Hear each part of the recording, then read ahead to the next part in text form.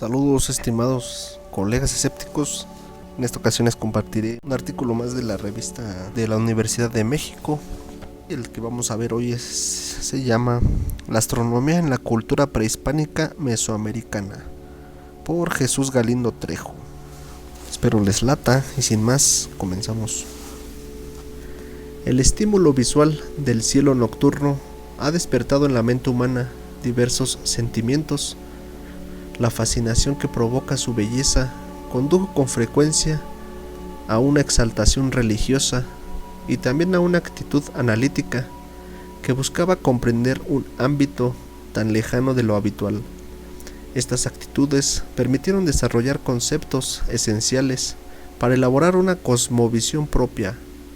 La observación de la naturaleza fue una práctica que la humanidad utilizó para procurarse los medios de subsistencia y para estructurar y organizar la sociedad. Así, la emocionante experiencia de presenciar una salida del sol o el ocaso de la luna generó un ambiente peculiar en que los sentidos percibían la magnificencia de poderes que, aunque difíciles de entender, inspiraban a la inteligencia humana a desentrañarlos. El cielo nocturno y el diurno fueron objeto de un seguimiento sistemático, y la perspicacia de quienes los observaron hizo posible la creación de un instrumento fundamental para toda la sociedad, el calendario. En Mesoamérica surgieron de manera autónoma varias civilizaciones que desarrollaron un sistema calendárico propio, vigente durante por lo menos 3 milenios. Este bien cultural, junto a otras características como la construcción de pirámides, de canchas de juego, de pelota, un sistema numérico vigesimal y sobre todo una alimentación basada en el maíz, frijol, calabaza y chile, les otorgó una identidad y que posiblemente una manera propia de concebir el universo. El calendario alcanzó tal trascendencia que se convirtió en un objeto de culto, pues se consideraba que los dioses ancestrales lo habían inventado y obsequiado a los seres humanos. De acuerdo con diversas fuentes etnohistóricas, el universo estaba constituido por estratos superiores e inferiores, además del plano terrenal, donde habitaban los seres vivos. Se identificaban 13 capas celestes. Estupendo. Se identificaban 13 capas celestes, ocupadas por el Sol, la Luna, los cometas, las constelaciones, la Vía Láctea y demás cuerpos. El inframundo tenía 9 niveles superpuestos. Para la asignación del objeto que contenía cada estrato, se tomaban en cuenta aspectos religiosos y rituales, con pequeñas variaciones regionales. Esta organización del universo regía en toda Mesoamérica. Asimismo, los números 13 y 9 destacaban como dos cifras importantes. El sistema calendárico mesoamericano consiste en dos cuentas de días, una de naturaleza solar, de 365 días, organizada en 18 periodos de 20 días, más 5 días para completar el año. La otra, de naturaleza religiosa, consiste en 260 días, repartida en 20 periodos de 13 días. Ambas cuentas empezaban simultáneamente. Cada día recibía una fecha en cada cuenta. Después de los primeros 260 días, las cuentas se desfasaban y era necesario que transcurrieran 52 años de 365 días para que otra vez coincidieran y volvieran a empezar.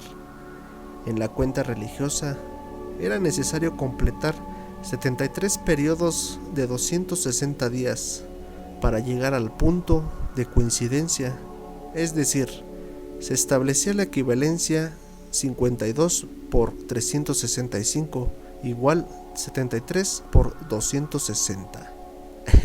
Bueno, aquí ya se metieron un poco en datos matemáticos, astronómicos y calendáricos, nada más que para nuestro pobre cerebro. Más despacio, cerebrito, dirían. El objeto más brillante del cielo Bueno, pero es muy interesante ver cómo tienen todos estos datos corroborados, ¿no? De los datos numéricos en México, bueno, en Mesoamérica. El objeto más brillante del cielo, el Sol, proporciona no solo calor y luz, excelente, sino también un parámetro de tiempo. Por esta razón, fue sujeto de un intenso culto. Acuérdense que el Sol no nada más es para las plantitas y para que nos dé calor, también juega un papel mucho más importante de que unos bañitos de sol en las mañanas. Un cronista recogió de un informante mexica esta frase: Inteotul quitos neki tonatiu, que significa Dios quiere decir sol. Otro cronista añade a una imagen del dios solar, representado en un códice, la opinión de los naturales. Entre comillas, todas las cosas, dicen, las produce el sol. Se cierra comillas. En códices, esculturas, cerámica y pintura mural, la luna se asociaba a la fertilidad, al agua y a las hilanderas. Venus, el cuerpo celeste más brillante en el cielo nocturno, después de la luna, fue identificado con un dios civilizador de persistente presencia en toda la región. Sacerdotes especializados siguieron minuciosamente la aparición y desaparición de este planeta y asentaron sus observaciones en códices. Un ejemplo notable de ello se puede admirar en el Códice de Dresde, que incluye el registro del periodo sinódico de Venus de 584 días en la ciudad de Chichén Itzá. En un templo conocido como la Plataforma de Venus se hallaron varias estelas labradas con la misma inscripción. El glifo del año solar, una especie de letra, sobre un trapecio encima de un atado de cañas que representa la conmemoración de periodo de 52 años. Este diseño aparece rodeado de 8 cuentas. Contiguo a la inscripción se labró el símbolo de Venus como una gran estrella acompañada de una barra numérica con el valor de 5.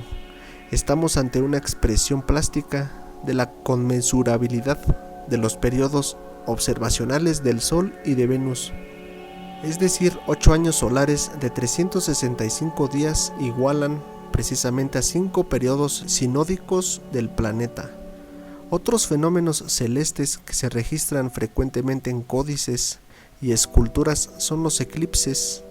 En el Códice de Dresde aparece un notable ejemplo al respecto. A lo largo de varias páginas se registran 69 columnas de glifos que terminan con los números 177 y 148. Las fechas asociadas a cada columna corresponden a las de eclipses de sol y de luna. Aquellos números señalan los días que separan a 2 eclipses de sol y de luna contiguos. La tabla abarca aproximadamente 33 años. En ella aparecen también varias figuras que representan ideográficamente al sol comido, es decir, el eclipse, el glifo solar oscurecido, rodeado de 2 símbolos semejantes a las alas de mariposa, pendiendo del cielo y a punto de ser devorado por un monstruo. Estupendo. Es muy interesante que algunos de esos eclipses no fueran observables en la región maya.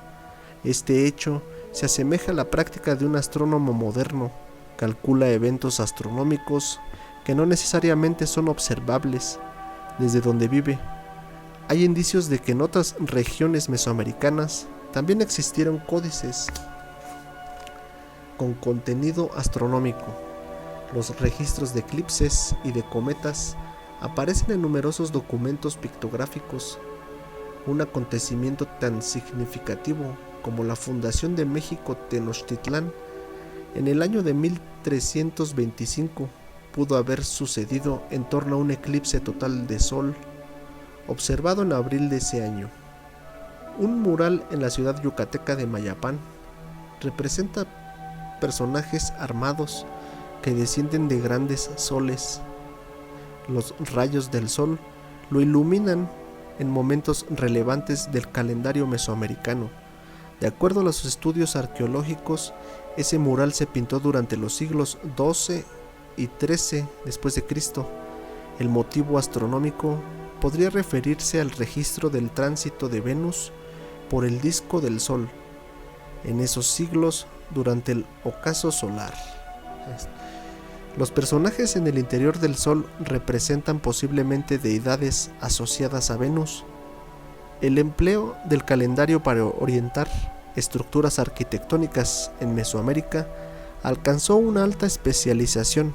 Se puede afirmar que la mayoría de los grandes templos, palacios y plataformas están orientadas hacia la salida o la puesta del sol, aunque existen alineaciones que señalan momentos astronómicamente importantes como solsticios, equinoccios y los puntos en que el sol sale y desaparece en el horizonte. Durante los días de su paso cenital, la mayoría de las estructuras arquitectónicas muestran orientaciones que no corresponden a dichos acontecimientos. Sin embargo, existen ejemplos espectaculares de orientaciones solsticiales, como la Gran Pirámide de Cholula, la más grande del mundo de acuerdo a su volumen. El frente de esta pirámide y la ciudad actual se alinean al ocaso solar en el solsticio de verano, y 6 meses antes o después, la salida del sol en el solsticio de invierno marca la alineación de la pirámide en su parte posterior, así como las de Egipto. Un ejemplo de orientación equinoccial es la pirámide de Teopanzolco en Cuernavaca. Bueno, ahí les pondremos la imagen. Desde una pequeña plataforma situada frente a ella, se puede observar entre los días del equinoccio cómo surge el disco solar exactamente entre los dos santuarios construidos en su cúspide, que para nosotros creemos que eran atlantes estos pueblos. Existen 3 grandes familias de alineaciones solares, y en las estructuras arquitectónicas de Mesoamérica hay algunos ejemplos emblemáticos.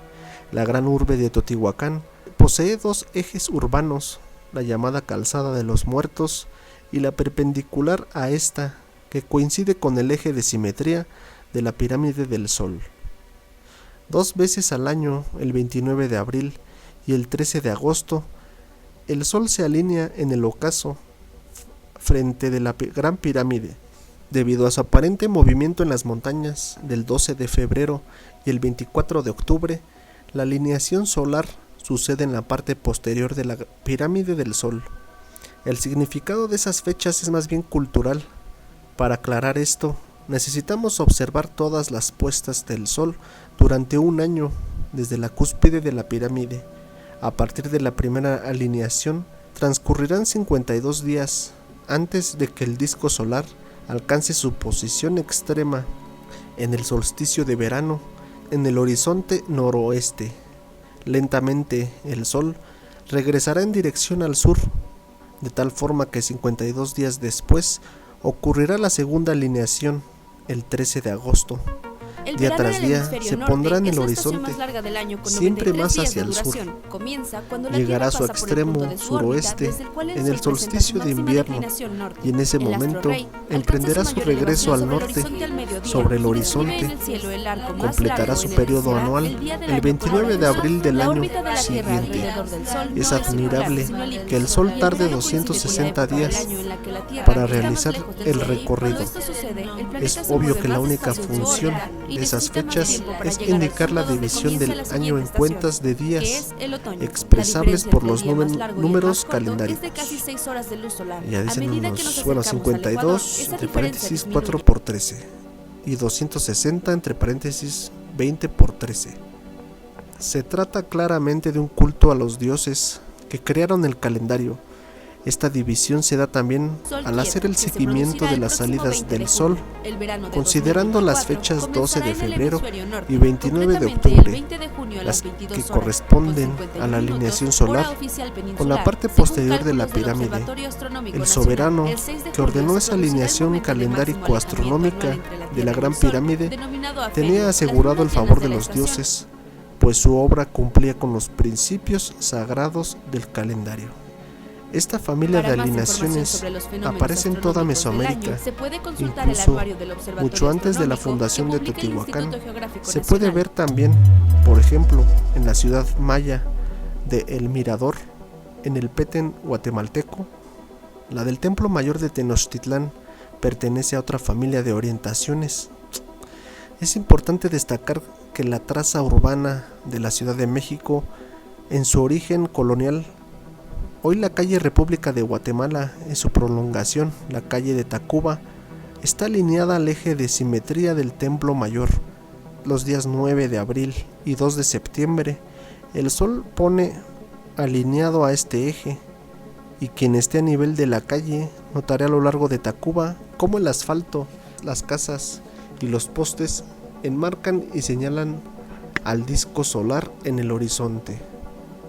En las mañanas del 4 de marzo y el 9 de octubre nuevamente se alinea el sol al Templo Mayor, y a lo largo de República de Guatemala se podrá admirar el disco solar centrado en un cerro conocido como Yelozóchitl.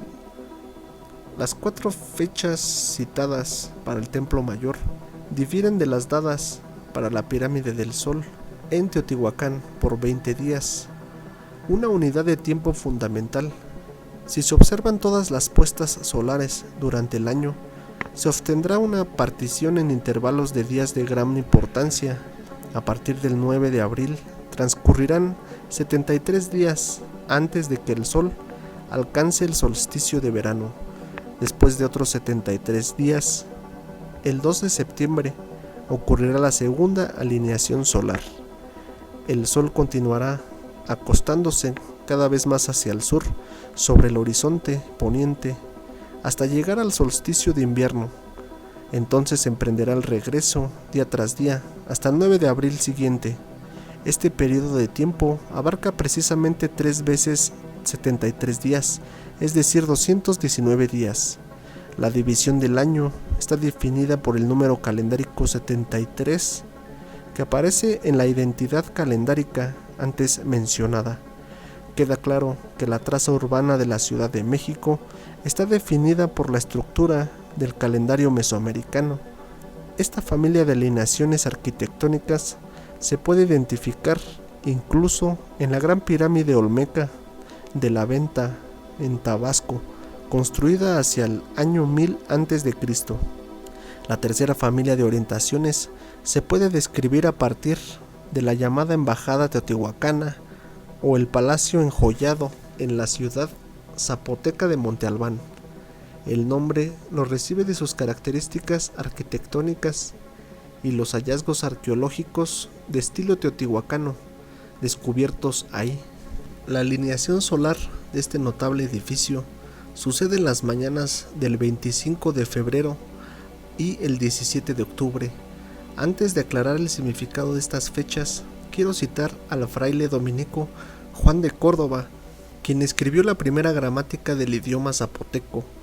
Él explica el calendario y añade esta información. Los zapotecos dividían la cuenta de 260 días en 4 partes de 65 días. Identificaban cada una de estas con el dios de la lluvia, Cosijo, quien decían proveía de todo. Justamente las fechas de alineación de la embajada teotihuacana se encuentran 65, 5 por 13 días antes y después del solsticio de invierno. Este edificio está adosado a una alta plataforma que marca el sitio más alto de la ciudad. En la plaza principal de Monte Albán se puede ver el llamado edificio P, con una cámara debajo de su escalinata, con un tubo de piedra que permite registrar el paso cenital del sol. El 17 de abril, el haz de luz oblicua penetra por primera vez hasta el suelo, y el 25 de agosto deja de hacerlo. Ambas fechas están separadas por 65 días antes y después del solsticio de verano. Esta alineación existe también en toda Mesoamérica, por ejemplo, en templos 1 y 2 de la ciudad maya de Tikal y en la llamada Casa de los 13 Cielos en Cañada de la Virgen, Guanajuato. La manera mesoamericana de elegir fechas de alineación solar de grandes estructuras arquitectónicas representa una característica de gran importancia cultural.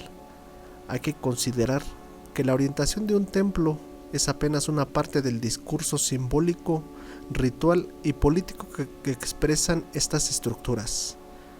También hay que tomar en cuenta la pintura mural, las estelas labradas y sobre todo las ceremonias religiosas que se desarrollan en el interior y en el entorno del templo. Una propiedad intrínseca del sistema calendárico de dos cuentas simultáneas de días es que cada 52 años se repetían los mismos nombres de año.